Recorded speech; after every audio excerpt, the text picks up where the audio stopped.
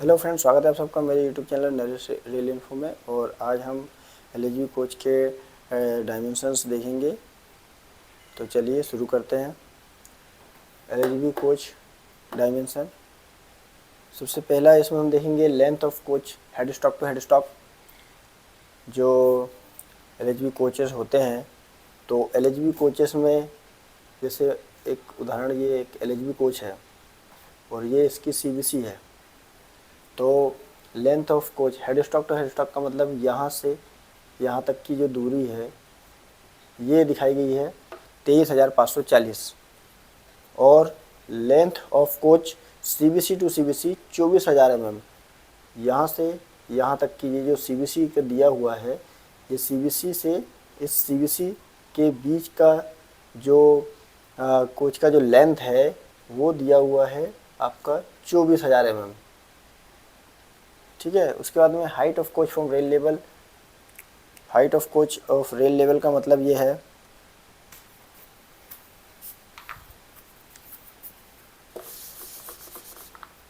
जैसे यहाँ पे ये एक रेल लेवल है, ये देखिए रेल और उसके लेवल से ये, और ये आपका एलएचबी कोच, एक उदाहरण बताया मैं।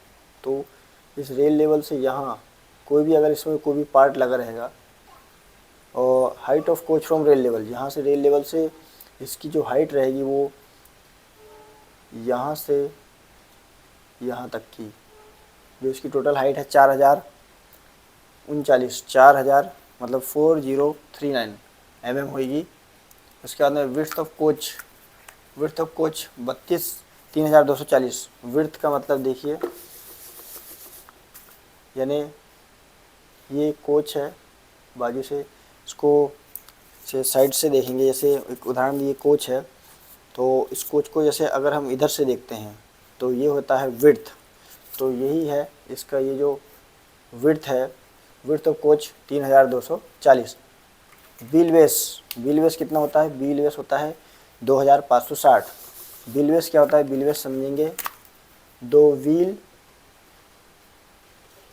का, जैसे अगर यदि ये दो व्हील लेते हैं हम, इन दो व्हीलों के सेंटर के जो बीच की दूरी होती है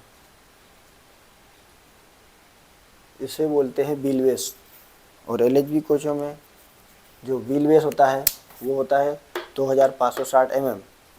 उसके बाद देखेंगे हम distance between centre pivot. Centre pivot, centre pivot को हम ऐसे समझेंगे, जैसे ये एक बोगी है जिसमें ये चक्के लगे हुए हैं, एक एग्जाम्पल देख बता रहा हूँ, और यहाँ पे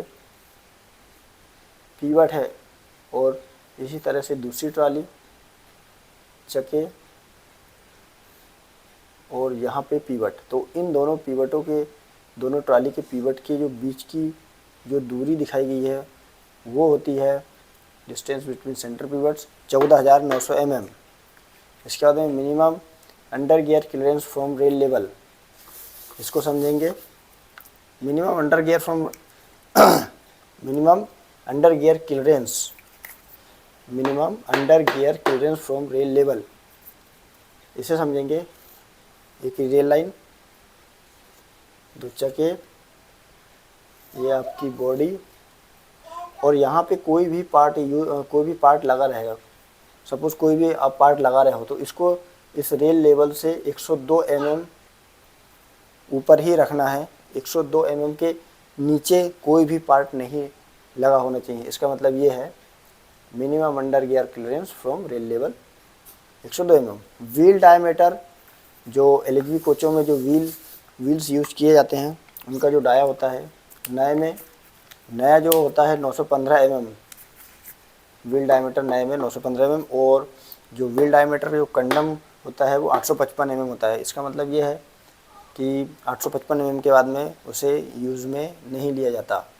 उसके बाद में डायमीटर ऑफ ब्रेक डिस्क, जो एलएचबी कोचों में जो ब्रेक डिस्क का यूज़ किया जाता है उसका जो डाया होता है, उसका डाया होता है 640 mm। डाया का मतलब होता है इस पॉइंट से इस पॉइंट तक के बीच की जो दूरी होती है, ये, इसको हिंदी में व्यास कहते हैं। तो ये डाया होता है 640 mm। Dia of brake disc. तो दोस्तों ये छोटी सी जानकारी आपको कैसे लगी? मेरे वीडियो को लाइक करें, चैनल को सब्सक्राइब करें। और ये एलएचबी कोचों का वीडियो, ये एलएचबी कोचों का जो डायमेंशन होता है उसका फर्स्ट पार्ट है।